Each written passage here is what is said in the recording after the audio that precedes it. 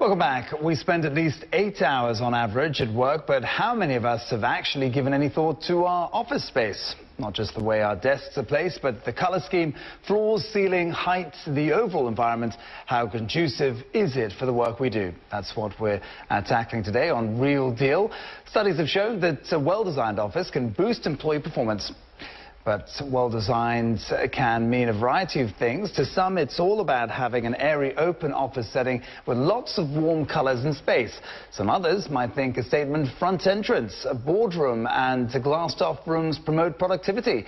And then there are those who've transformed the basement space with no natural light into a creative work hub. Well, here to help us figure out what makes a great office space are Mervyn, Director of Lourve Space, and Louie, Senior Lecturer from Temasek Polytechnic School of Design. Thanks for being here this morning. Now, Mervyn, what are some of the emerging trends in office designs at the moment? Well, I think through the years there are many trends. What is more apparent in the recent years, I see, it's green, going green. You know, people want more green in their jungle, of a concrete jungle where they work. You know, they want more light coming in, and they want fun in workplaces.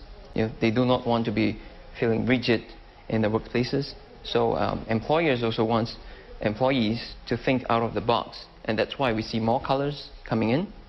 We see more fun spaces, workspaces. That's what's coming in, I think. I mean, we say that people are wanting these things, but do you see them actually appearing in new offices at the moment? Yeah, a couple of them, you know, they have very variable spaces whereby, you know, it could be for meeting, it could be for brainstorming, it could be like a board, you know, just write up what you think for the day, you know, so everyone from the top to the bottom of the company could see what you wrote there. So that's very engaging in a sense. Yeah. So, Stephen, you actually you've been designing office spaces as well as other interior design for more than 40 years. What are you seeing in terms of the trends toward office spaces? I think the trend is not so much a trend, it's always been a requirement, and that is what every company has to deal with, retention. If you're going to spend money training people, the worst thing to happen is to see them leave. So how do you prevent them from leaving? You need to provide the proper workplace to make them want to stay. Is that really important versus, you know, pay versus other factors? The fact that what your office looks like, really? Yeah, I mean, where should it sort of rank in terms of important, you know? I think you know, if you look back during the Silicon haze, when all these startup companies were hiring people and they were throwing money at everyone, so money was no longer a status. I recall that one person decided to go to one firm because they had a particular drink.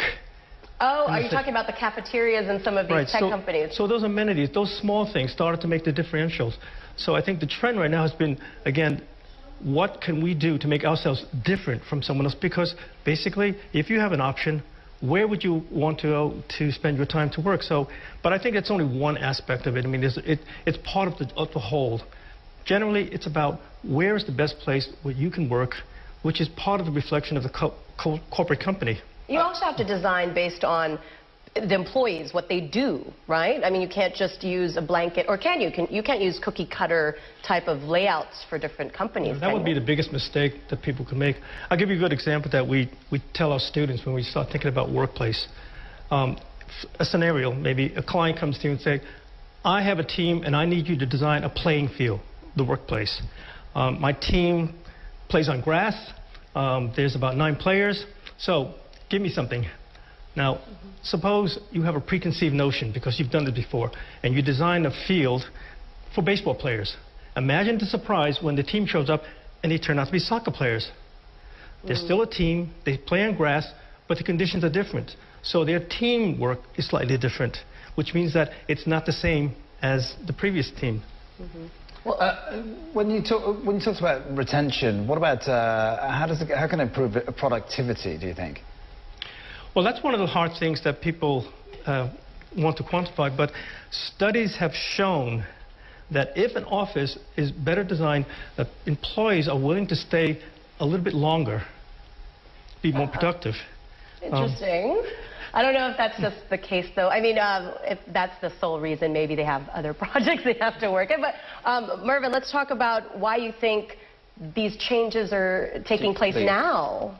Well, I think the culture has to play a part, where Singapore is moving into, for example, which kind of generations are in the workforce nowadays, what kind of age we are recruiting, So I think you're talking about anybody who is like born after 1984, something like that. They are like 25 years old. And these people are born in a time where they have a lot of things from Google. They understand what's happening in the world. They have different demands.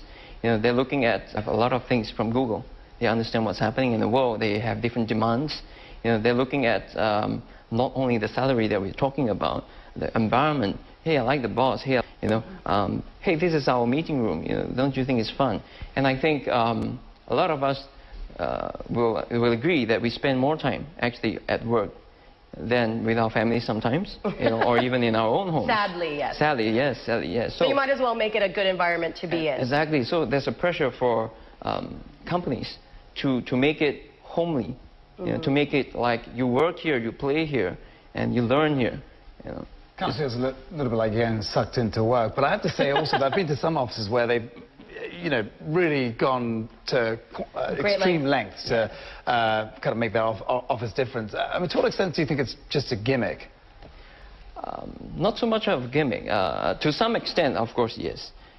But when it comes into use, I think that the people there in the company, it depends on the people. It depends on the boss. In my understanding of design, sometimes in a traditional Chinese thinking, before you do business with someone, you visit their family, you visit their home, you can understand this person. So the same goes to offices, where I think how the office will look like, has been designed, shows the management. Well, Stephen, when you design this wonderful space based on the feedback you get from your clients, things like that, what happens if people don't use the spaces as they're intended? Because I've seen that happen, at offices. They create these communal spaces so people can corroborate and, work together. But then they sit empty because no one wants to do that. Well, I think it's a great point, by the way, because what should happen is after you design it, it ought to take on its own life. Now, if the designer has done his job properly, he would have asked the right questions, designed the right scenario, but ultimately, it's the client.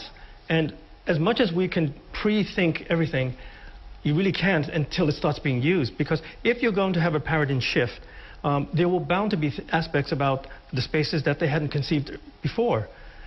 People don't like change, but when they have to change, they can adapt. So to answer the question, I had worked with a client for 15 years consistently, and the first project that we had designed for them had radically changed the way they operated. This was in Japan.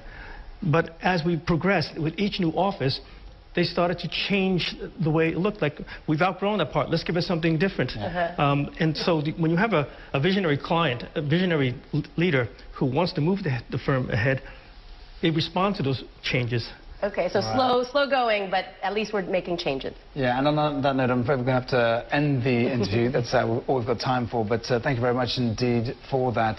There you have it from interior designer Mervyn and Stephen Louie, senior lecturer from the School of Design at Temasek Polytechnic here in Singapore, how to extend the lifestyle of an office space while keeping productivity up.